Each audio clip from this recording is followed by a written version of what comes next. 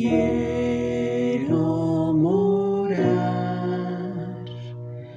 aunque sobre una cruz me hayan de alzar. Mi canto allí estará, más cerca estar de ti, más cerca, oh Dios, de ti, cerca de ti. En mi peregrinar, el sol se irá, vendrá la oscuridad y la ansiedad. Aún en mis sueños, Dios, cerca de ti estoy, más cerca, oh Dios, de ti, cerca de ti. Voy por la senda que al cielo va, en ella tu bondad me sostendrá. Ángeles enviarás que me conducirán, más cerca, oh Dios, de ti, cerca de ti, más cerca, oh Dios, de ti, cerca de ti.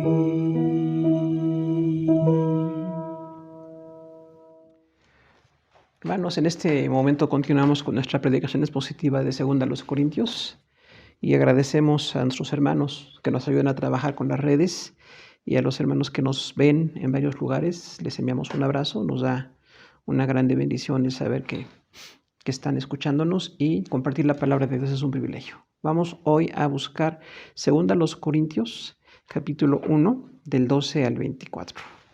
2 Corintios, capítulo 1, del 12 al 24.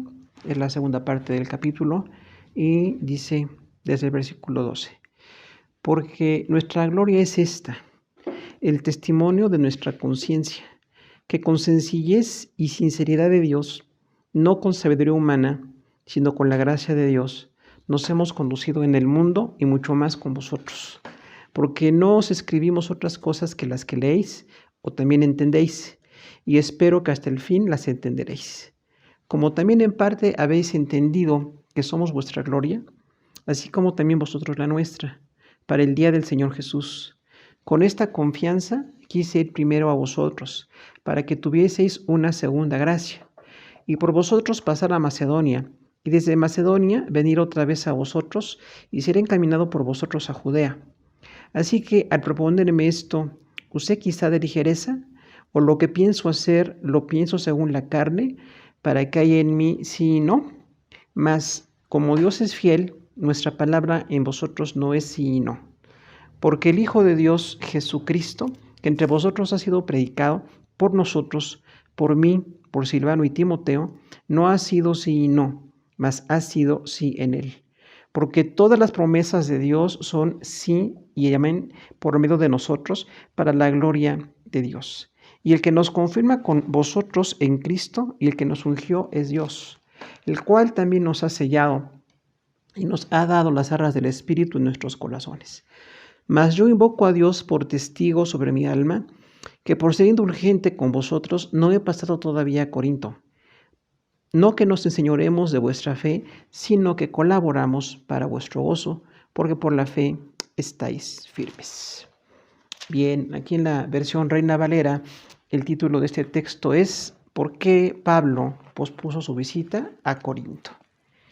Y bueno, nosotros tenemos que observar, hermanos, que esta carta tiene un énfasis eminentemente pastoral.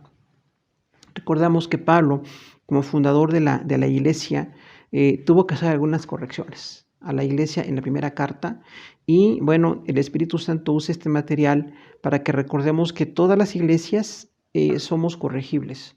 Todas las personas en la iglesia podemos ser corregidos y necesitamos ser corregidos.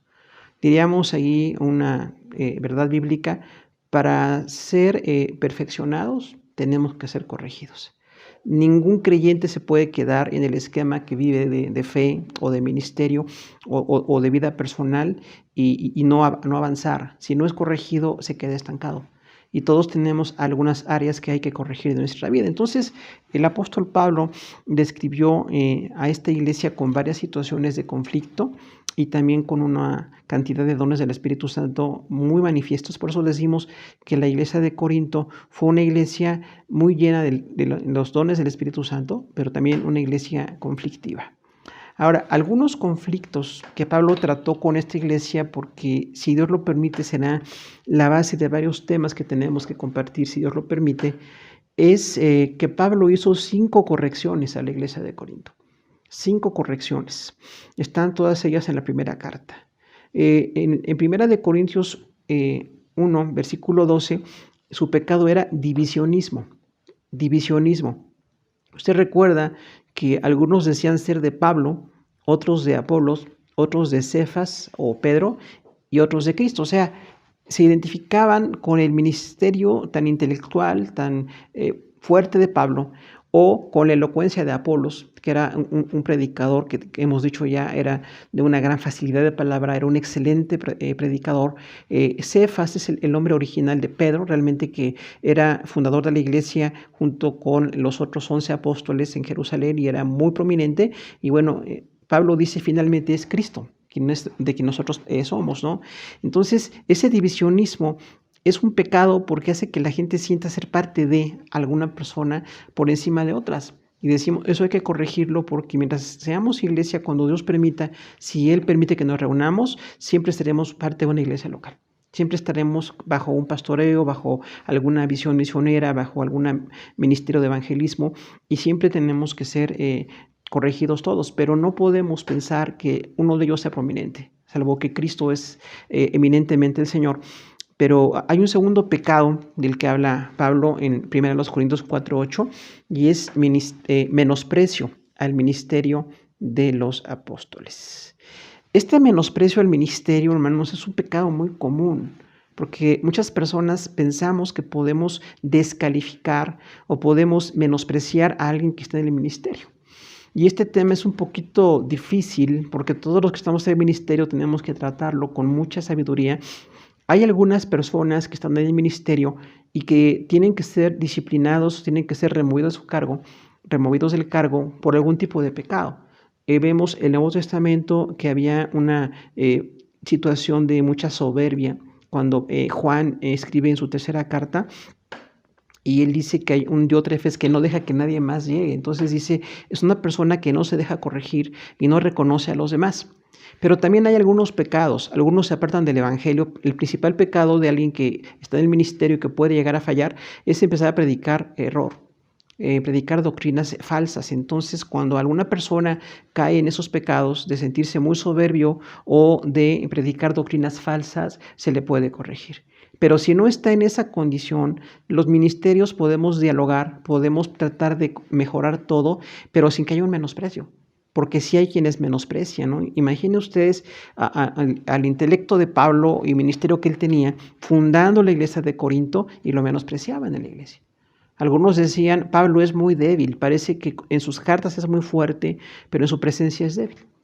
Y ese acusar de debilidad a una persona es menospreciarle. Entonces tenemos que revisar eso para que como iglesia no caigamos en ese pecado.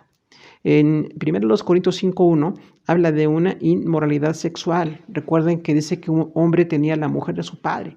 O sea, había una relación allí muy inmoral donde un hombre de alguna edad ya tenía una esposa, pero había relaciones sexuales entre esa esposa de este hombre con un hijo de este hombre.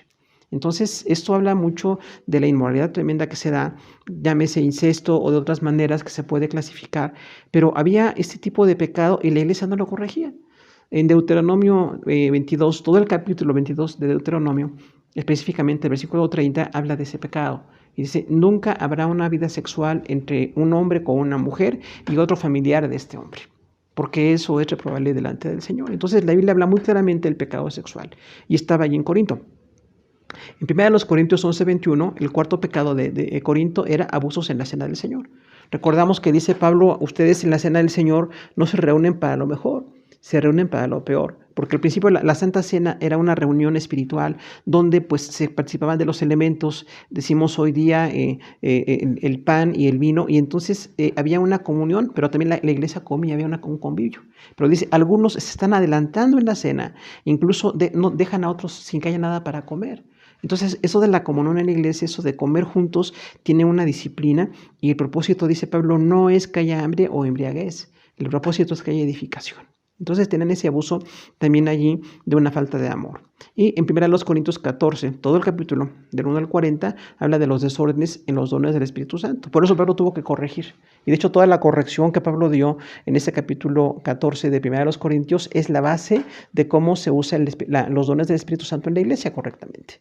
Pero en su momento fue un pecado. Entonces son 5 pecados: divisionismo, menosprecio al ministerio, inmoralidad sexual, abusos en la cena y desórdenes en los dones del Espíritu Santo. Como esta iglesia tenía esos pecados, Pablo tuvo que corregirla. Y a veces no fue tan fácil la relación porque hubo cierta rebeldía de parte de la iglesia y vemos a Pablo también con un cierto enojo. Cuando alguien sirve al Señor también se llega a enojar si ve que no hay el fruto que desespera. Y tenemos que revisar ese tema y lo haremos hoy en cierta forma. Entonces vamos a ver 2 conductas en el ministerio. 2 conductas buenas en el ministerio y la primera conducta es honestidad. Honestidad. 1 Corintios 1 del 12 al 16. Dice el versículo 12, porque nuestra gloria es esta, el testimonio de nuestra conciencia, que con sencillez y sinceridad de Dios, no con sabiduría humana, sino con la gracia de Dios, nos hemos conducido en el mundo y mucho más con vosotros. Entonces, la conciencia limpia del apóstol Pablo habla de cuidado en todo lo que él hacía en la iglesia. No debe haber lugar al abuso ministerial por personas que sienten que por un ministerio se puede hacer lo que se quiere, que no se le puede corregir, que no se le puede limitar. Eso no existe. Pero sí hay una noción de conciencia clara, ¿no? Dice Pablo, mi gloria es el testimonio. O sea, la palabra gloria aquí es algo que brilla, es la misma palabra que se usa para la gloria de Dios. Entonces dice Pablo, lo que para mí es más valioso, lo más brillante, lo más especial para mí es el testimonio de mi conciencia. O sea, mi testimonio es porque dentro de mí hay una revisión como siervo de Dios, decía Pablo, y al revisarme tengo limpia la conciencia. O sea, yo no he hecho nada malo como siervo hasta ese momento, ¿no? Aunque decimos hay personas en el ministerio que cometen pecados, es todo otro tema que tiene que tratarse. Pero cuando una persona no está cometiendo un pecado, está una conciencia limpia, entonces tiene una gloria. La gloria es nuestro testimonio. Entonces, quienes estemos en el ministerio tenemos una exigencia de conducta. No podemos hacer lo que queremos. Algunos tienen esa idea de que en el ministerio se hace lo que quiere o uno dispone de todo y es una noción totalmente falsa. Realmente el ministerio estamos para servir, ¿no? Y dice Pablo que con sencillez y sinceridad de Dios, o sea, este ministerio limpio de alguien que está con honestidad, dice con sencillez. Entonces, alguien que quiere servir al Señor tiene que ser humilde. Humilde, no habla de soberbia, porque hay muchos contextos religiosos, incluso cristianos, donde algunas personas que están en el ministerio se sienten muy ufanos, así como muy elevados, muy separados. Y dice Pablo, yo con sencillez, y vea usted el nivel intelectual de este pastor, de este fundador de iglesias, de este hombre de Dios, y bueno, intelectual, de verdad, y dice con sencillez. O sea, una persona entre más capacidad Dios le da, tiene que ser más sencilla. Porque todo viene de Dios, no viene de nosotros. Es por la misericordia de Dios que Él nos da los dones y los podemos usar. Y dice, con esa sencillez y con sinceridad de Dios. Recordamos la palabra sincero, ¿no? Que había una venta de artículos a los que les ponían cera. Artículos que se supone que eran de cerámica y les ponían cera caliente y los pintaban y parecían nuevos. pero cuando alguien usaba ese implemento en algún domicilio, le ponía calor, se veía totalmente resquebrajado. Entonces, dice Pablo, yo vengo sinceridad, con sencillez y sinceridad de Dios. Entonces habla de una persona que tiene una humildad y es sincera delante de Dios. Recuerda, las personas que servimos al Señor no somos perfectos nadie, todos somos perfectibles y tenemos en esa humanidad muchos detalles que ser corregidos, pero por lo menos que tengamos una conciencia limpia, la gloria del testimonio que habla Pablo, la sencillez y la sinceridad. Y dice, no con sabiduría humana. O sea, él hizo a un lado todo el intelecto que tenía para dejar la labor al Espíritu Santo, para dejar la labor a Dios, y dice, no les hablo con sabiduría humana, o sea, no es filosofía, no es una mentalidad ajena, es la palabra del Señor, y es el don del Señor, y es el Espíritu del Señor. Entonces dice, y con la gracia de Dios, o sea, ahí dice la partícula sino, o sea, es lo opuesto, no con la sabiduría humana, sino con la gracia de Dios. Y recordamos ese regalo de Dios, ese peso del regalo de Dios que produce gozo. Entonces, esa gracia de Dios es la que permite servir, dice Pablo. Y por esta gracia de Dios les puedo ser fundador de iglesia, puedo ser misionero, puedo ser predicador, puedo ser maestro, y nos hemos conocido en el mundo y mucho más con vosotros. O sea, un buen siervo de Dios tiene buen testimonio con los inconversos. Cuando dice en el mundo, o sea, con esta gloria, con este testimonio, con esta sencillez, con esta gracia, se condujo en el mundo, con la gente no cristiana. Recordemos ante cuántos magistrados, ante cuántas personalidades en el mundo grecorromano Pablo predicó. Entonces dice, me tengo que conocer así. Dice, y mucho más con vosotros, o sea, con la iglesia más. Es importante que cuidemos la conducta con la iglesia, porque a veces hay muchos descuidos de conducta que no están bien. Dice el versículo 13, porque no os escribimos otras cosas que las que leéis o también entendéis, y espero que hasta el fin las entenderéis. Aquí habla de honestidad. Entonces, después de que el versículo 12 habla de una conciencia limpia, versículo 13 habla de una honestidad. Dice, no os escribimos otras cosas. Recordamos que el único medio en el contexto en el que Pablo escribió eran las epístolas. No había otra forma de comunicarse más que por escrito. Y esa era una forma un poquito formal. Por eso decía Pablo, no estoy haciendo otro tipo de comunicado, no envío otro tipo de cartas. Estas cartas, la primera y la segunda, es lo que les he escrito. Y donde hay que corregir, donde hay que elogiar, donde hay que afirmar o hay que desarraigar. Entonces Pablo dice, estas cosas que les escribimos, espero que las entiendan, porque la iglesia necesita entender. La obra es del Espíritu Santo, pero el predicador, en este caso el escritor de la carta, tenía que usar el idioma, el lenguaje para hacer llegar la noción de lo que Dios quiere para la iglesia. Y espero que hasta el fin las entenderéis. O sea, Pablo está buscando un entendimiento en la iglesia. Y a veces no siempre tenemos entendimiento. Cuando tenemos un corazón duro, cuando tenemos soberbia, cuando tenemos algo de pecado, como se veía aquí en la iglesia de Corinto, a veces no entendemos esas palabras o esos principios que vienen de parte de Dios. Dice el versículo 14, como también en parte habéis entendido que somos vuestra gloria, así como también vosotros la nuestra, para el día del Señor Jesús. Entonces, este versículo habla de la gloria. Ahora, este tipo de gloria habla de un contentamiento y una valoración. Un verdadero siervo de Dios está contento con la iglesia. Valora a la iglesia, no menosprecia, no tiene que atacar. Cuando hablamos de la disciplina, y hablaremos durante la segunda carta, si Dios lo permite, habla mucho de la disciplina. Cuando se tiene que corregir, bueno, pues hay que buscar la manera de que haya un llamado de atención a una conducta que está mal, de acuerdo a la palabra de Dios. Pero normalmente el ministerio tiene que ser con un amor. Decirle a la iglesia, ustedes en parte han entendido que somos vuestra gloria, o sea, decimos aquí, Dios da algunos dones que son los dones espirituales descritos en el capítulo 12 y 14 de la primera carta, pero en el capítulo que estamos viendo aquí, dice somos dones personales o ministeriales. Un hombre como Pablo tenía que ser gloria de la iglesia de Corinto. Fundó la iglesia, era un hombre honesto, era un hombre trabajador, no perfecto como nadie puede ser perfecto, pero sí un hombre muy honesto en su ministerio, muy dedicado. Y bueno, este hombre dice, ustedes tienen que entender que somos la gloria para ustedes. O sea, la iglesia de Corinto reconocer como un regalo de Dios en el apóstol Pablo. Y dice, esta gloria es para ustedes. O sea, Dios levanta los ministerios, Dios pone a la gente, pero definitivamente la iglesia es bendecida Cuando alguien es un buen misionero, cuando alguien es un buen predicador, un buen maestro, un buen evangelista, alguien que está como una buena forma de desarrollar el ministerio, es un regalo para la iglesia. Y en parte han entendido. ¿Por qué dice en parte?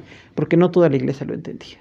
Los que fueron corregidos, y más adelante en el siguiente capítulo, vemos cómo hay cierta falta de comprensión, hay más rechazo hacia Pablo por la corrección que trató de hacer. Por eso dice, en parte han entendido. No todos entendieron. Gracias a Dios que algunos sí entendieron. Dice que somos la gloria para ustedes. O sea, las personas en el ministerio tienen que ser muy valoradas por la iglesia. La iglesia tiene que valorar, es un regalo que haya quien ministra. Quizás porque a veces, aunque en este momento estamos con tanta situación de no reunirnos con este confinamiento, pero cuando normalmente nos reuníamos como iglesia es una bendición. Que alguien predique, que alguien enseñe, que alguien se dedique a la obra de la iglesia local. Porque usted puede saber que hay muchas iglesias en el mundo que no tienen quien las atienda. Hay muchas personas que son convertidas y no hay quien vaya a esos lugares. De persecución por idioma, por cultura, por economía, por muchas razones. Y no hay quien atienda a esas iglesias.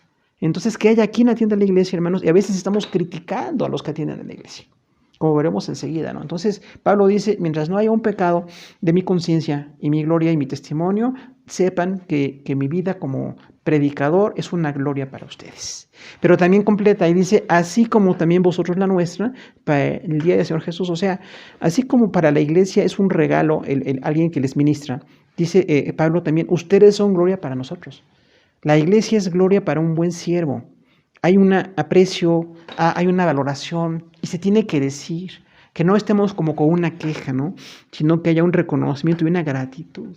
Así como la iglesia agradece por los ministros agradecen por la iglesia. De hecho, la iglesia es un producto, es un fruto del ministerio. No de una persona, quizás de muchas personas, de mucha oración, de muchos trabajos, de mucha comunicación del evangelio. Pero cuando estamos ya en una iglesia local, ese es el producto. Entonces también dice Pablo, ustedes como iglesia de Corinto son gloria para nosotros, para el día del Señor Jesús. El día del Señor Jesús es cuando nos presentemos delante de Él. El día de juicio, cuando Él nos llame a derecha e izquierda, cuando acabe todo lo que falta de la escatología y de la gran tribulación y del milenio y el reino al final de todo, dice el día del Señor es que tengamos un fruto. La obra de Jesús, como dice Isaías 53, verá un fruto. El fruto es la gente salva. El fruto es que con la sangre de Jesús fuimos perdonados, fuimos levantados, fuimos regenerados, somos bendecidos. Y el proceso es arduo, pero estamos en ese proceso. Y dice Pablo, entonces, ustedes como iglesia, aún con conflictos y corrigiéndole en 5 ocasiones, dice, la iglesia de Corinto es una gloria para mí, para el día del Señor Jesús, porque es un producto del ministerio. Dice el versículo 15, con esta confianza quise ir primero a vosotros para que tuvieseis una segunda gracia. Entonces recordamos aquí que la confianza es una buena relación.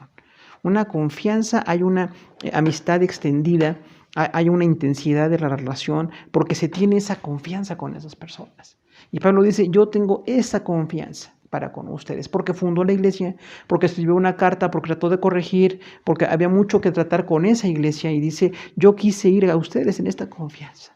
Quiero ir con ustedes porque el propósito es visitar. Recordemos que siempre en el ministerio hay un propósito. El ministerio no es así como un entretenimiento, ¿no? Es una situación muy delicada, muy seria de servicio de todo. Desde los misioneros, los predicadores, los evangelistas, los pastores, los maestros, los que están en nivel local, administradores, diáconos, servidores, gente que reparte, que preside, gente que hace misericordia. Todos los que están en los servicios en la iglesia tienen un propósito. Y el propósito es seguir edificando a la iglesia. Recordemos que si tenemos una iglesia local es por la suma del trabajo de todos. Por la suma del trabajo de todos y la gracia de Dios derramada en todos. Entonces, Pablo dice, yo tuve esta confianza.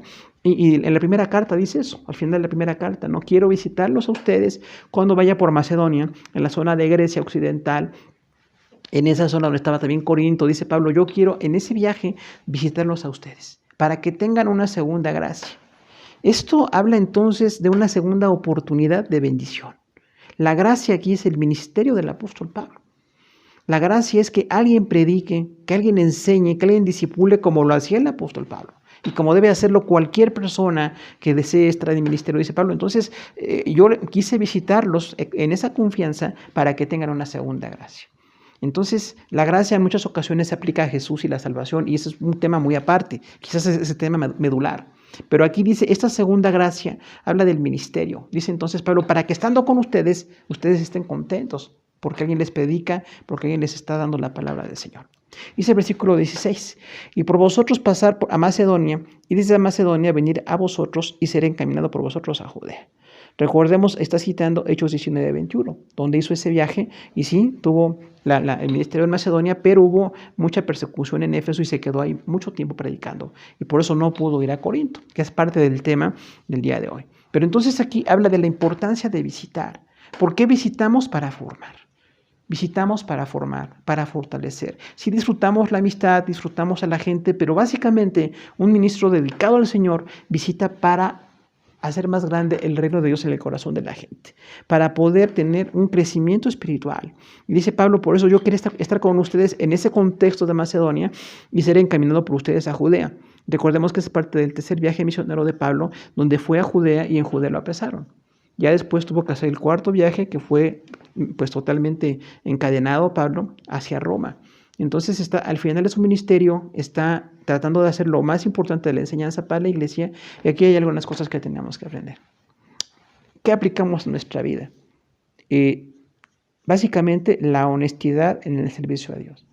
Toda persona que sirve, no nada más los apóstoles, cualquier persona de los ministerios que acabamos de mencionar, de los ministerios que tenemos en la iglesia actualmente incluso, se tiene que hacer con honestidad. Hay una conducta que se espera de nosotros, ¿no?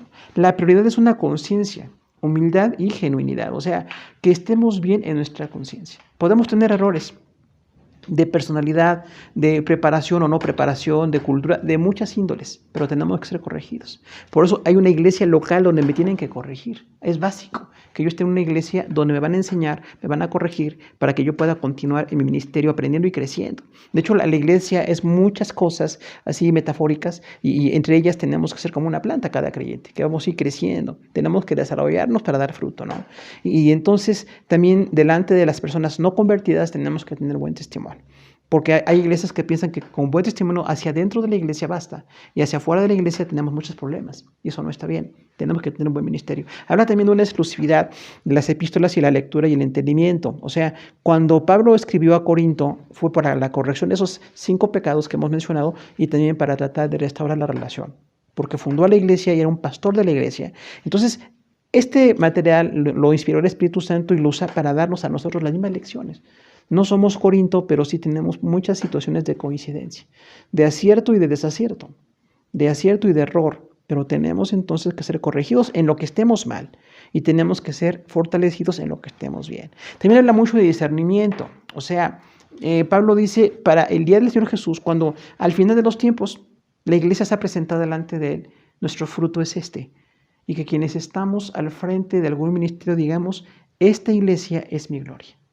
Que no estemos pensando en divisionismos ni en peleas, porque se llegan a dar, lamentablemente. Pero que estemos pensando con amor hacia esos congregantes y que también la iglesia sienta como que los que le están ministrando son un regalo del Señor. Que no estén como soportando, ¿no? Porque hay contextos de iglesia donde la gente se soporta. No hay más que un pastor aguantando una iglesia o un misionero a un grupo y ya no se toleran, ya no se aman y tienen mucha violencia, dice aquí Pablo. Entonces, que entendamos esto, que quienes están al frente del ministerio para el día del Señor Jesús nos están preparando a nosotros como iglesia. La iglesia es gloria de esos ministerios, pero también esos ministerios son gloria para la iglesia porque son regalos de Dios que nos está poniendo para ser ministrados ahí, ¿no? Entonces, la iglesia es valiosa por todos sus servidores. Todas las personas que sirven son importantes. También dice Pablo, tengo esa confianza. Entonces, nosotros como iglesia tenemos que desarrollar esa confianza. Desarrollar esa certidumbre, esa convicción, esa relación buena de tener esa confianza. No, nunca abuso de confianza, nunca falta de respeto. Eso hay que grabarlo. Ni abuso de confianza, ni falta de respeto. Porque sean 2 pecados en la iglesia. Abuso de confianza y falta de respeto. Hay que quitarlos. Que haya una confianza sana, de responsabilidad, no de abusar, no de hacer algo ventajoso con la iglesia o algo, veremos enseguida, abusivo, ¿no? Dice, para que tengamos una gracia en la comunión. O sea, tenemos la gracia de estar juntos. Y que cuando haya, en nuestro caso, viajes, visitas a las iglesias, anhelamos estar juntos otra vez. Quisiéramos ver a nuestros hermanos, desde los niños, los jóvenes, los adultos, los ancianos. Los extrañamos a todos. Pero el día que los veamos, que sea con ese amor y con ese propósito. Sí, el amor para demostrarnos cuánto nos queremos en el Señor, pero también en las correcciones, también en redirigir ministerios y dirigir ministerios y que tengamos un aprecio mutuo. Que la iglesia no tolere ministerios abusivos o ministerios injustos, y que los que están en el ministerio no estén tolerando a la iglesia, soportando a la iglesia, ¿no? Sino que tengamos un aprecio y una comunión y formación. Entonces hay compañía y atención, y hay comunión y formación. Compañía y atención porque somos hermanos, nos podemos acompañar, es bonito acompañarlos.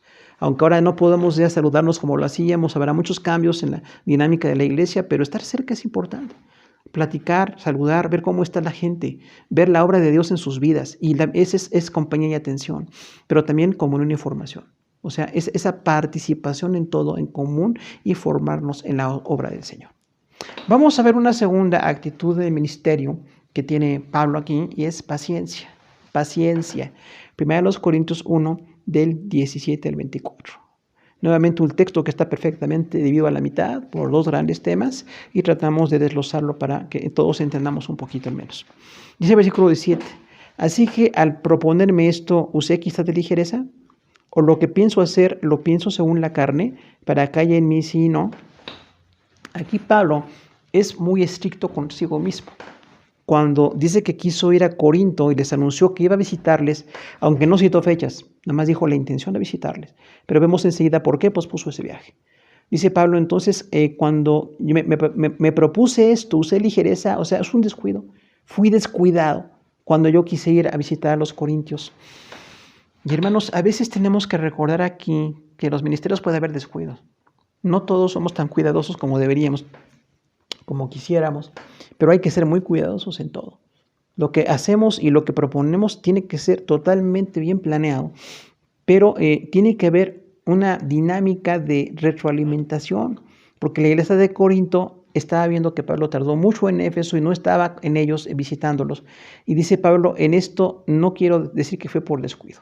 O lo que pienso hacer, lo pienso según la carne, o sea, dice, yo soy carnal. Imagínese a un apóstol dedicado al Señor que sea carnal. Eso estaría muy reprobable, ¿no? Quizás somos carnales cuando empezamos en la fe, en ocasiones somos muy carnales. Recordamos, carnal soy cuando dejo que mis instintos, que mis impulsos físicos me dominen en todo. Eso es carnalidad. Pero dice aquí Pablo, cuando les dije que iba a visitarlos fui carnal. Entonces es muy estricto con Pablo mismo, con su persona, y dice entonces luego por qué está tratando de aclarar esa situación. Entonces, no es que usó de ligereza, no es que lo fue carnal, dice para que haya en mí sí y no. Ahora, este sí y no habla de una situación de indefinición, o sea, alguien que no está definido. Cuando dice, quiero visitarlos, pero no los he visitado, estoy siendo indefinido. Entonces, en esta exigencia que Pablo tenía con todo, en las cosas de Dios, en la comunión, en la teología, en la iglesia, en las misiones, también tenía una exigencia consigo mismo. Y él dice, en esta situación me pueden acusar de ser una persona que actuó con ligereza, o que soy una persona con indefinición, que hay en mí sí y no, o soy carnal por lo que intenté hacer. ¿Es esto lo que pasó? Realmente nos damos cuenta que no fue así. No fue así lo que pasó. Dice el versículo 18. Mas como Dios es fiel, nuestra palabra en vosotros no es sí y no. Entonces Pablo, después de que está perfilando un aparente error de planeación en sus viajes a Corinto, dice, Dios es fiel. Dios es fiel, y esa palabra fiel, hermanos, abarca todo. Abarca la verdad, abarca el amor, la atención, el cuidado, abarca la cercanía. Dios es perfectamente fiel siempre. Los que a veces somos infieles somos nosotros. Y debemos dejar de ser infieles y ser más fieles cada día, pero dice, como Dios es fiel, o sea, en base a esta fidelidad perfecta de Dios, como un ser soberano, como un ser eterno, como un ser perfecto, como un ser santo, como Dios es perfectamente fiel, entonces nuestra palabra no es sí y no en vosotros, porque sería una contradicción. Entonces Pablo dice, así como Dios es perfectamente fiel, sepan, corintios, que no estamos siendo indefinidos o carnales. Dios es fiel, y nosotros también cuando hablamos tenemos que ser perfectamente fieles. Y aquí, hermanos, tenemos que añadir un factor de análisis. Las personas en el ministerio tienen que ser fieles. No podemos estar en una conducta de infidelidad a la palabra, o de infidelidad al ministerio o a la iglesia local, o de algún descuido económico, algún descuido del trabajo. Eso estaría muy mal en el ministerio, ¿no? Pero si estamos diciendo que Dios es fiel, nosotros también tenemos que ser fieles. Ocasionalmente cambiamos de iglesia, de ministerio, cambiamos de localidad o de ciudad, o el día que el Señor nos llama a su presencia, pues termina nuestro ministerio.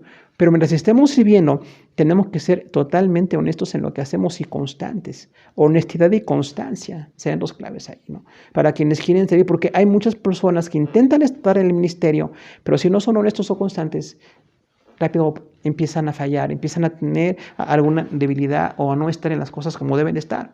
Y recordemos que Pablo dice entonces, dado que Dios es fiel, sepan que mi palabra en ustedes no es sí y no. O sea, no estoy siendo ambiguo. No es que digo que sí y digo que no. Por eso es todo ese desglose de la palabra sí y no, originalmente de contradicción o debilidad de testimonio.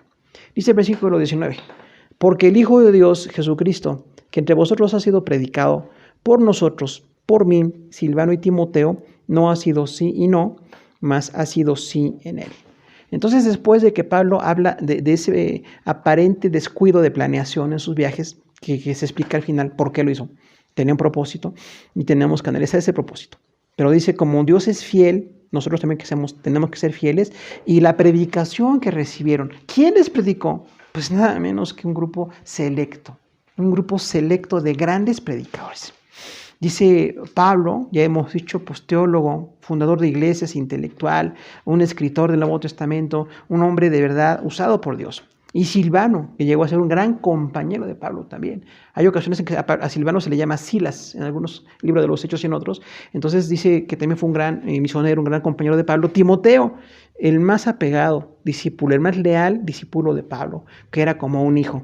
Dice entonces, el Hijo de Dios que se les predicó, no es infiel, no es de contradicción, no es inconstante. Este Jesús que se les predicó es el Hijo de Dios. Es Dios mismo hecho carne, es el Señor, es el Salvador. Derramó su sangre por nosotros. Nos ha dado la salvación, nos ha dado el perdón de nuestros pecados. Entonces, este Jesús es el Hijo de Dios. Recordemos, nadie más es el Hijo de Dios en ese nivel. Todos los creyentes somos hijos de Dios por la obra de Cristo. Pero antes de Cristo, nadie podrá ser hijo de Dios. Solamente los que estamos redimidos por su sangre. Pero realmente el Hijo de Dios o el Verbo, que aparece en muchas ocasiones en algunos contextos, en la segunda persona de la Trinidad, Él vino a morir por nosotros. Dios murió por nosotros. Por eso toda la gente que dice que les gustaría un mensaje más determinante o más claro, decirles, mira, nada más que pasó hace 2000 años, pero ya vino. El Hijo de Dios vino. Dios se hizo carne, mandó a su Hijo, vino y estuvo entre nosotros, ¿no? O mucha gente llega a pensar que Dios no sabe la condición humana porque Él no es humano, pues el Hijo fue totalmente humano. Por eso decimos es 100% Dios, es 100% humano. O sea, este Hijo de Dios que fue perfecto en todo, que predicó, que enseñó, que los evangelios hablan de su testimonio, que las cartas del Nuevo Testamento y los libros del Nuevo Testamento hablan de Él como Salvador. Este Jesús no es sí y no, es permanentemente sí. Y Él fue predicado. O sea, ya hubo una exposición de la palabra de Jesús siempre. Usted encuentra en la iglesia que predicaban a Jesús siempre. El reino de Dios en Jesucristo. Era el gran tema de los apóstoles. No se especulaba con filosofías, no se especulaba con otras ideas, siempre se hablaba de Jesús. La filosofía y las ideas externas pueden ser analizadas un poquito desde la perspectiva bíblica, pero nunca un buen siervo de Dios predicó otra cosa. Por eso decía Pablo, yo soy constante, aunque no he hecho el viaje a Corinto que tenía planeado hacer, pero fuimos constantes al predicarles a Jesús. Y usted ve en Hechos que predicaban a Jesús mañana, tarde y noche, en sinagogas, cerca de los templos, en las casas, en las plazas, en los caminos, donde Dios permitiera que se predicara. Pablo y su equipo misionero muy destacado lo estaba haciendo. Y en Jerusalén los 12 apóstoles estaban también predicando la palabra originalmente, ¿no? Entonces, si hay una constancia en la predicación, siempre habrá fruto. Si la iglesia predica a Jesús, si la iglesia es constante, si los siervos de Dios son constantes en lo que predican, siempre habrá un gran fruto. Y ese fruto es la gente convertida, la gente santificada, la gente perfeccionada. Y vemos que hay un equipo de trabajo. Entonces, no era Pablo, aún con todos los talentos que Dios le dio, con toda la capacidad, no fue un hombre solitario. De hecho, un buen siervo de Dios tiene que preparar a varias personas, ni siquiera una, varias personas de diferentes perfiles para servir, para estar en la obra del Señor, ¿no? Silvano era un gran compañero, un gran predicador, un gran apóstol. Timoteo también fue un gran pastor, un siervo de Dios muy destacado. Entonces, en ese equipo pastoral, dice Pablo, les hemos predicado nosotros. Y gracias a Dios que hay muchas personas que nos han predicado. Tan es así que quienes estamos en Jesús somos el producto de la predicación de mucha gente. Mucha gente que fue fiel, que fue constante. Y esta predicación no fue sí y no, o sea, no fue indefinida. Fue definida. Jesús es el Salvador y tenemos que recibirle como Salvador. Estamos en pecado y tenemos que arrepentirnos para buscar al Señor. Ese es el evangelio claro, no un evangelio de ambigüedades o de contradicciones, ¿no? Dice, este Jesús predicado por nosotros no es sí y no, no hay contradicción, más ha sido sí en Él. O sea, realmente es sí en Dios mismo. Es lo que quiere decir este texto, ¿no? O sea, enseguida dice el sí y el amén, son dos palabras originales con profundidades distintas, pero dice, Jesús es sí, Jesús es salvación, Jesús es amor, Jesús es perdón, Jesús es restauración, en Jesús no hay un no. Quienes a veces decimos no somos nosotros, cuando no dejamos que Dios haga su obra, pero Jesús es un sí permanente para salvar y para alcanzar y para bendecir. Entonces es el sí permanente de Dios Jesús. Tanto así que dio su vida, derramó su sangre por nosotros. Entonces Jesús es un sí de salvación y de perdón y de restauración. Y dice el versículo 20, porque todas las promesas de Dios son en el sí y en el amén, por medio de nosotros, para la gloria de Dios. Ahora, Pablo está entonces desglosando, diríamos como increciendo, así en aumento, ¿verdad? De que primero hay una aparente contradicción del ministerio, luego es Dios fiel, luego la predicación fue muy buena y ahora habla de las promesas, se profundiza y habla de las promesas. Las promesas de Dios es un término muy extenso, puede referirse a 4 grandes temas: el Espíritu Santo, la salvación, Israel y la iglesia. Las promesas en el Espíritu Santo es en todo el Nuevo Testamento como Jesús habla de que vendría otro consolador. Recordamos la palabra paracleto, que se traduce abogado, o alguien que es llamado paráclesis, llamado junto a alguien para aconsejarle, para animarle, para orientarle. Eso es, ¿no? La palabra paracleto, alguien que está llamado a aconsejar. El Espíritu Santo aconseja a la iglesia. Y Jesús lo vio como una promesa. Jesús dijo, les conviene que me vaya para que venga el consolador. La palabra consolador ahí era paracleto, exactamente, ¿no? Paráclesis y Kalein, llamado para hablarnos. Eso es alguien que nos está hablando. Entonces, el Espíritu Santo es una promesa en muchos sentidos. Y también desde el Antiguo Testamento, cuando se habla del Espíritu Santo, se puede desglosar toda la doctrina del Espíritu Santo desde el Antiguo Testamento y muy enfáticamente en el Nuevo Testamento como es una promesa de Dios. Pero también la otra promesa importante es la salvación. La salvación es una gran promesa de Dios porque Dios quiere perdonar. En Israel hubo un esquema de sacrificios que tenían que enseñar la gravedad del pecado y la necesidad de sacrificios para acercarse delante de Dios. Entonces la salvación en Israel fue muy, muy notoria. Y en Jesús la salvación viene por la sangre derramada del Hijo de Dios. Entonces la promesa de salvación es un gran tema. Y todas las doctrinas de la gracia que a veces hemos estudiado dependen de esto, de la salvación. Otra promesa de Dios. Otra promesa de Dios es para Israel, todo el Antiguo Testamento. Desde el Génesis 1 hasta Malaquías, todas las promesas para Israel. Desde Abraham, la nacionalidad, Moisés, los grandes siervos, profetas, las personas que predicaron, toda la gente que escribió, toda la gente que sirvió en Israel, habló de muchas promesas. Israel falló y rechazó al Mesías, le crucificó, pero fue una promesa. Y la cuarta promesa es la iglesia. La iglesia más enfáticamente en el Nuevo Testamento, pero se habla de una promesa de un cuerpo que predica a Dios. La iglesia, llamados fuera, recordamos, ¿no? Eclesia, ekalein, llamados fuera, o sea, eso significa iglesia. Los llamados fuera son los santos, los que están ya no en el sistema corrupto del mundo, ya no en el sistema autocomplaciente del mundo, sino que están llamados para estar delante de Dios. Eso es la iglesia. Es la cuarta gran promesa de Dios. Y desde Mateo hasta Apocalipsis habla muy enfáticamente de la iglesia y muchas promesas, ¿no? Por eso decimos 4 grandes temas de promesas de Dios, Antiguo y Nuevo Testamento, son Espíritu Santo, salvación, Israel y la iglesia. Y dice ahí el texto, porque todas las promesas de Dios son en el sí y en el amén. Habla de Jesús. Todas las promesas de Dios son una cantidad incontable, inconmensurable. Entonces, dice, esas promesas de Dios que se dieron desde el primer texto en Génesis hasta el último en Apocalipsis, todas las promesas que Dios ha dado en Jesús son sí. Cuando dice en Él, habla de Jesús. Las promesas de Dios habla de la Trinidad. habla particularmente de la Trinidad. Dice, cuando las promesas de Dios, las tres personas divinas, todas las promesas que tuvo, que hizo, que dio, particulares, generales, locales, de Israel, de la iglesia, entonces esas promesas de Dios en Jesús siempre son sí. Porque es el plan de Dios. ¿Cuál es el plan de Dios? Que Jesús sea nuestro Señor. Que Jesús sea el Salvador. Que Jesús sea el restaurador de nuestra vida. Que Jesús sea el centro de nuestra vida.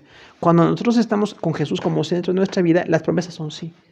Solamente cuando no estamos en ese plan, cuando las obedecemos, como veremos enseguida, entonces ese plan no se está cumpliendo. Pero las promesas de Dios son sí, son amén. Ahora, la palabra sí es normal, pero la palabra amén es más profunda. Porque entonces es algo así como de una certeza de profundidad. Cuando decimos amén es algo sí, algo que se dice con mucha profundidad. Entonces es un sí que es un poquito superficial y un amén que tiene profundidad. O sea, esto es todo. Jesús es lo que aparentemente es superficial y lo que aparentemente es profundo, siempre es sí en Jesús. Por eso cuando alguien ora a Jesús, ora a Dios en el nombre de Jesús y busca la palabra y obedece, vienen muchas promesas y bendiciones. Tenemos que aprender a estar en esas promesas. Por eso hay que leer la palabra todos los días, orar que el Espíritu Santo nos dirija todos los días, aprender cada día más de la palabra, ser formados cada día más en las cosas de Dios para que entendamos el plan que Él tiene. Y dice, esas promesas de Dios son sí, amén en Jesús. Hay esa certeza. Y dice, por medio de nosotros, para la gloria de Dios. Ahora, aquí los medios de nosotros son los ministros. Pablo habla de los ministros que estaban ahí, Pablo, Silvano, Timoteo, y implicados muchos otros que servían con Pablo. Y dice, todos los que están sirviendo al Señor son un medio. Los siervos de Dios son un medio para la gloria de Dios. Entonces, ahí conecta el sí y el amén de Dios siempre en Jesús con los nosotros. Y dice, así es de que los apóstoles somos el instrumento para que la gente conozca las promesas de Dios. Por eso decimos, los ministerios son serios. No es algo así incidental. Realmente dice Pablo por medio de nosotros. Y no es que Pablo hable de una jactancia. Está hablando de la revelación dada por el Espíritu Santo y cómo las personas que están sirviendo, apóstoles, profetas, evangelistas, pastores, maestros, todos los siervos locales que hemos ya mencionado, esa gente que está sirviendo son instrumentos de Dios. Toda la gente que hace algo en la obra, desde los pequeñitos a los niñitos hasta los ancianos en las iglesias, toda la gente, todas las edades, todos los ministerios que se están haciendo, todo lo que se hace es para la gloria de Dios. Entonces somos instrumentos de Dios. Dice el versículo 21, y el que nos confirma con vosotros es en Cristo y el que nos ungió es Dios. O sea, ¿quién nos confirma? Ahí la palabra confirmar es algo que se hace ratificado. Recordemos que en ese contexto de Pablo los sellos eran muy importantes. Sellar o firmar ahí el nombre de alguien era confirmar algo. No era tan dado en situaciones normales, pero todo lo formal requería todo un proceso. Y ahí viene en el derecho romano y mucho de la cultura griega lo formal del gobierno y de la autoridad. Entonces dice Pablo, Dios no nada más hace algo informal, hace algo formal. Nos está confirmando con ustedes. ¿Quién nos confirmó como siervos? A la iglesia que negaba que Pablo tenía autoridad. A la iglesia que decía que era débil, a la iglesia que no hacía caso de 5 correcciones. Bueno, el que nos confirma con ustedes, Corintios, es Cristo. Y el que nos ungió es Dios. Otra vez habla de la Trinidad. Confirmar y ungir. 2 ratificaciones de los que sirven. Confirmar porque viene de manera formal de Dios. Y ungir, recordamos toda la idea de que está la presencia de Dios. Cuando se derramaba aceite en el rey y en el sumo sacerdote, nada más en esas 2 personas. En el Antiguo Testamento decían que era el ungido de Jehová. Entonces era la persona elegida. Y el ungido de Jehová permanentemente es Jesús. Pero el que nos unge a nosotros, nos da el aceite del Espíritu Santo, nos da las facultades, nos da los tiempos, nos da la oportunidad de servir, es Dios. Dios nos está ungiendo para que podamos servir. Dice el versículo 22, el cual también nos ha sellado y nos ha dado las alas del Espíritu en nuestros corazones. O sea, además de que nos selló y nos ungió, dice, nos ha sellado. La palabra sello, recordemos que es pertenencia. Nosotros vemos en ese contexto de los judíos, ¿no? Aquellas piezas de metal que se podían poner una impresión en algún material como cera. Eran los sellos famosos, ¿no? Los 7 sellos de Apocalipsis, que era un sello allí en el capítulo 4 de Apocalipsis, habla de 7 sellos. Entonces era algo formal. Era algo que daba el nombre de alguien que estaba ahí. No podía cualquiera usar ese sello. Era algo así muy formal, ¿no? Entonces, cuando dice el que nos ha sellado, o sea, el que ratifica que somos de Él, para ustedes, es Dios. Corintios, Pablo y todos los que están sirviendo, edificando a la iglesia, fueron sellados por Dios. Hay una pertenencia hay una identificación con quién es Dios. Dice, y nos dio las arras del Espíritu. O sea, aquí otra vez el Espíritu aparece varias veces como arras. Recordamos promesas, ¿no? Una pequeña joya que representa la promesa de dar toda la vida en lo económico, como hacemos en el matrimonio. Entonces es una promesa de algo muy grande. Entonces ya nos dio el Espíritu Santo en los corazones y esa es una promesa muy grande, de cosas más grandes que vienen. La salvación, la santificación, la obra de la iglesia, el ministerio, todo lo que hacemos viene por la unción del Espíritu Santo en nuestras vidas. Y dice Pablo, el que nos selló y nos dio las aras del Espíritu, pues es Dios mismo. Somos siervos de Dios. Luego dice el versículo 23, mas yo invoco a Dios por testigo sobre mi alma, que por ser indulgente con vosotros, no he pasado todavía a Corinto. Este pasaje es complicado porque explica el retraso en el viaje de Pablo, que no fue carnalidad, que no fue falta de planeación, es un retraso de mucha paciencia. Quien quiere servir a Dios tiene que ser paciente. Tratar con personas no es fácil, hermano. Es precioso, desde los niñitos hasta los ancianos, todas las edades son muy lindas. Tratar con gente es lindo. El producto del ministerio son personas.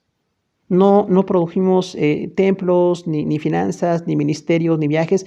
El producto básico es la gente, es la iglesia. Entonces Pablo dice, yo estoy invocando a Dios por testigo sobre mi alma. Es demasiado seria la expresión, o sea, le dice a los corintios, mi testigo de que lo que les estoy diciendo es cierto, es Dios. Sobre mi alma, es profunda la palabra. Decía sobre mí era suficiente, dice sobre mi alma, sobre mi psique, sobre mi yo diríamos, ¿no? La persona que relacionan con la psicología es el yo, intelecto, sentimientos, voluntad, la personalidad. Pablo dice, el testigo que es Dios sobre mí, en lo más profundo, es que no he pasado con ustedes por ser indulgente. O sea, la palabra indulgente es una opción de perdonar, de dar tiempo a la restauración, porque había 5 pecados. No sabemos cuánta gente involucrada en cada pecado o en qué tiempo, pero fueron 5 pecados por los que ya mencionamos al principio que Pablo corrigió a los corintios y dice, yo no quiero llegar a disciplinar. Más adelante, y si Dios permite, la próxima semana profundiza en el tema de la disciplina mucho, pero dice aquí Pablo, yo quiero ser indulgente con ustedes, corintios, porque no se han corregido algunos. De esos 5 pecados no se han corregido. Entonces, si yo llego ahorita, vamos a tener una confrontación. Ya hablamos de la corrección. Diríamos entonces que la disciplina es muy bíblica. Es así como poner a alguien en receso de ministerio. Hablar con alguien es corregir a alguien. Eso es la disciplina. Pero es hablando con la persona. Nunca se hace por boca de terceros. Nunca se hace por grupos, es personal. Y tiene que ser muy privada y muy íntegra esa disciplina para poder corregir a esas personas de Corinto. Dice, yo quiero ser indulgente con esas personas. Porque hay que corregir algo que no está siendo corregido. Y por esto he dejado pasar un tiempo más largo, esperando que se arrepientan las personas o esperando que el problema tome otro tipo de matiz para ver si hay algún cambio en la conducta. Entonces, quien quiere ser siervo de Dios tiene que ser paciente y tiene que ser indulgente. Las personas que quieren cortar cabezas, que quieren correr la gente, ¿cuánta gente dice, no? Yo correría a esas personas, yo no los quiero en la iglesia, esa persona no tiene un perfil pastoral. Tiene otros perfiles que son muy útiles, pero el perfil de paciencia y de indulgencia es totalmente pastoral, presentado por el apóstol Pablo. Dice el versículo 24, no que nos enseñoreemos de vuestra fe, sino que colaboramos para vuestro gozo, porque por la fe estáis firmes. Entonces habla de una autoridad acotada, una autoridad medida, recortada. Esa es la autoridad de un buen siervo de Dios. Porque tenía que corregir a 5 grupos o 5 personas, no sabemos cuántos. Pero dice allí, no quiero pasar todavía para que no nos enseñoreemos. O sea, si alguien se siente dueño de la iglesia, piensa que puede maltratar, que puede vilipendiar, que puede ofender, que puede hacer cualquier cosa que sucede a veces en las iglesias. Eso no es correcto, porque estamos para servir. Sí tenemos que corregir, pero con humildad. Esa es la diferencia. La autoridad mundana abusa. Puede ser grosera, puede ser totalmente excedida, pero la autoridad espiritual corrige a veces cosas muy profundas, pero con amor. La corrección con el fruto del Espíritu Santo. Por eso dice Pablo, no nos enseñoreamos de vuestra fe. Aunque fundó Corinto a la iglesia y era pues gran maestro y gran parte básica de la iglesia en Corinto, dice Pablo, yo los quiero corregir no como un señor, sino como un siervo. Eso es bueno. Corregir no como un señor o como un amo, sino corregir como un siervo. Pero el siervo corrige. El siervo no deja de corregir. Nada más que no es con aspavientos, no es con una forma violenta, ¿no? Dice, no nos enseñaremos, colaboramos para vuestro gozo, porque por la fe estáis firmes. O sea, ¿qué somos? Colaboradores. Nosotros colaboramos para que ustedes sigan, para que permanezcan, para que estén en Cristo. Somos colaboradores, decía Pablo. Entonces, siervos con amor, siervos con mucha paciencia, con mucha indulgencia, con mucha prudencia. Así deben de ser los siervos verdaderos. Y dice, porque por la fe estás firmes. O sea, colaboramos para que ustedes tengan gozo. ¿Cuál es el gozo? La corrección. Alguien que es corregido tendrá gozo. La gente que no se deja corregir no puede tener todo el gozo, porque va a tener problemas y tropiezos. ¿Cómo aplicamos esto a nuestra vida? La paciencia en los ministerios. Toda la gente que quiere servir al Señor tiene que tener paciencia. Pero hay aquí un tema que se llama cambio de planes. Cambio de planes. Este cambio de planes, hermano, no es descuido, no es desamor. Es que hay ocasiones en que no podemos visitar, atender a la gente al momento en que nos lo piden, por nuestra humana condición. Pero cuando no hay una atención inmediata, el plan es poner una atención inmediata. No le puedo atender en este momento, pero la atenderé en tal momento, en tal día, en tal horario, en tal ocasión. Eso es perfectamente claro. Y Pablo lo estuvo haciendo con la iglesia de Corinto, ¿no? Entonces, cuando hay cambio de planes, que no sea por gusto, que no sea por irnos de vacaciones, porque hay ministerios muy raros por ahí luego, pero dice Pablo, no, me estoy retrasando el viaje, ya dijimos por qué. Pero entonces, cuando hay cambio de planes, tenemos que explicarlos, ¿no? No es carnalidad, no es indefinición. Recordemos que Dios es el modelo de fidelidad. Si los que servimos a Dios estamos en las manos de un ser fiel, nosotros también tenemos que ser fieles. Quizás no por naturaleza, pero por la obra de Dios, por la misericordia de Dios, por el trato de Jesús, por la obra del Espíritu Santo. Pero es muy importante que tengamos fidelidad. Que no el ministerio sea como una fuente de ganancia deshonesta, que no sea una fuente de abuso. Por eso decimos, los ministerios que no se dejan revisar caen en deshonestidad. Todos tenemos que ser revisados, trabajamos en equipos, tenemos equipos de muchos tipos para poder hacer la obra del ministerio. Nadie es único, nadie es absoluto, para que nosotros tengamos siempre una honestidad y tengamos allí un cierto freno a las acciones y a las reacciones, ¿no? La honestidad de los siervos de Dios. El Señor Jesús fue predicado a nosotros, ya estamos en Cristo, pero no nada más la predicación y la salvación. Todo lo que hacemos en la iglesia tiene que seguir siendo consistente y honesto. Por eso ahí viene la formación pastoral. Decimos entonces, todo pastor tiene que ser paciente. ¿Lo repetimos? Todo pastor tiene que ser paciente. No permisivo con el pecado, ni con favoritismos, no, pero sí paciente. Si nosotros actuamos por ira, actuamos de una manera no pensada, de una manera visceral, que dicen actualmente, bueno, entonces vamos a destruir. Posiblemente tenemos que esperar. No a que no se arregle el problema o que se arregle solo. A veces hay tiempos en que los problemas llegamos a arreglarlos o pasa algo, pero mientras no se arregle, vamos a llegar a arreglarlo, pero con amor. Que cuando estamos en el pastoreo corrijamos con amor. Y esa es una norma, corregir con amor. Dejar de corregir es falta de amor, porque dejamos que la gente siga en sus errores. Pero corregir con amor es la norma que Pablo decía. Yo les quiero corregir, no abusando, no enseñoreándome, no soy dueño de la iglesia ni de nadie, soy un colaborador para que ustedes tengan el gozo del Señor. Y recordando las promesas del Señor, que todas son sí y amén por medio de Cristo con un propósito para la gloria de Dios. Entonces, todo esto que hacemos, lo que ministramos, lo que atendemos, es para la gloria de Dios, ¿no? Y recordemos que las acciones de las tres personas divinas están en sus siervos.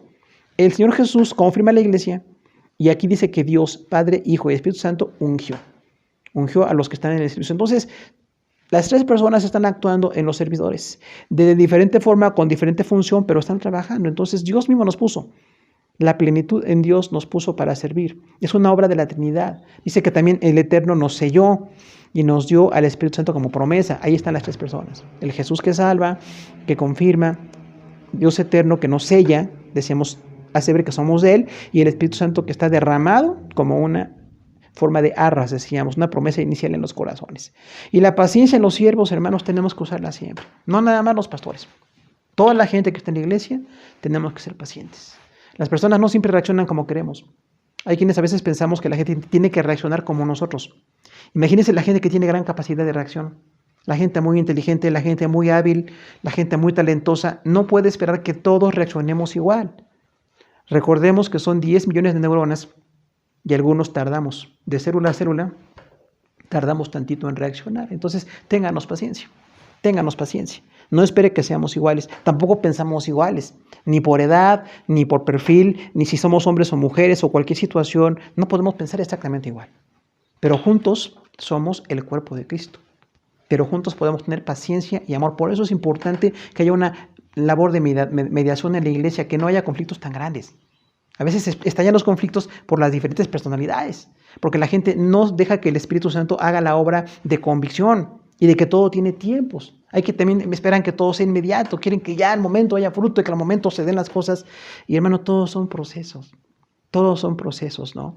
No tengamos un dominio, no somos señores de la iglesia, somos siervos con paciencia, somos siervos y colaboradores. Vamos a corregir, tenemos que disciplinar, incluso expulsar gente de la iglesia es parte de la disciplina, pero con amor, que no sea con un abuso y que toda la disciplina no sea por una cuestión carnal o personal, sino que sea en una situación de saber que somos colaboradores para que la gente esté firme en la fe. Segunda a los Corintios, esos capítulos que hemos leído, estos versículos, 2 actitudes, honestidad y paciencia. Vamos a orar, hermanos, en este momento al Señor, pidiendo que su palabra nos siga formando, que sigamos siendo siervos del Señor, y que de veras nos amemos y sirvamos, estemos como estemos y donde estemos. El deseo es servir. Oramos al Señor. Padre Celestial, te damos gracias por tu palabra en esta segunda carta a los Corintios. Gracias, Señor, porque tú eres bueno y misericordioso. Permitiste un gran conflicto de 5 temas que Pablo tuvo que corregir en la iglesia. Pero esos 5 temas son reincidentes, son recurrentes en nosotros. Tenemos las mismas fallas, a veces la misma carnalidad, a veces el pecado tan grave en nuestra vida, más grave incluso que en la gente que no conoce el Evangelio. La inconstancia, el menospreciar a los siervos, Señor, se nos hace muy fácil descalificar a los siervos que no están haciendo un pecado. Como hemos dicho, quienes no están predicando herejías y quienes no dejan de sujetarse a un grupo están bien, relativamente bien, somos imperfectos, pero como dice Pablo, con una conciencia limpia de servicio, sabiendo que estamos para colaborar en el gozo de la iglesia y que tengamos esas 2 conductas, la honestidad. Tú sabes, Señor, que somos imperfectos, tú conoces nuestros límites, tú conoces, Señor, las situaciones en las que no podemos nosotros, nuestras debilidades, nuestras flaquezas, a veces pecados ocultos también que tenemos. Te pedimos que tú a lo más profundo del corazón de todos los que estamos en Cristo, nos haga siervos limpios, con la obra del Espíritu Santo, con la santificación tuya, y seamos gente que te ame y que te sirve, pero que seamos gente totalmente honesta, que no abusemos como se ha hecho en muchas ocasiones y de muchas formas, sino que seamos gente totalmente honesta en lo que estamos haciendo, integridad, de una sola pieza en todo, y que también la paciencia la desarrollemos, Señor, que tengamos una doble ánimo para tolerar las fallas de los demás, que no es algo automatizado, que no es algo inmediato, que es un proceso. Tenemos que aprender las edades, las circunstancias, la cultura, la preparación o la no preparación, la situación física y familiar de todos en la iglesia, y realmente el concepto pastoral que Pablo manejó es muy amplio, muy diverso, pero lo que estemos viendo en este capítulo, en este párrafo, queremos aprenderlo. Pedimos que nos bendigas como iglesias en cualquier lugar donde estamos. Oramos por nuestros amados hermanos en Coacalco, que los fortalezcas, los bendigas, los protejas, Señor, y los hermanos que son de otras congregaciones, que nos hacen el favor de escucharnos, donde quiera que estén, que les bendigas y les des una doble porción de tus bendiciones a todos, Señor. Y este mundo que está con tanto conflicto, con tanta situación de enfermedad, Señor, de riesgos, con tanta violencia alrededor, nos ponemos en tus manos. Te pedimos que nos sigas bendiciendo para seguir sirviéndote, Señor. Un día en tu servicio es un día de privilegio, es un día de bendición para todos. Que con nuestra esposa, con nuestros hijos, cada quien en su contexto personal y familiar, sigamos sirviéndote aún ahora por medios electrónicos, y te agradecemos por toda la bendición que nos das como iglesia, como familias y como siervos. Nuestro mundo está en tus manos. La gente muy enferma, la gente que tiene grandes problemas, la ponemos en tus manos y te pedimos todo esto en el nombre de Jesús. Amén. Dios los bendiga, hermanos. Gracias.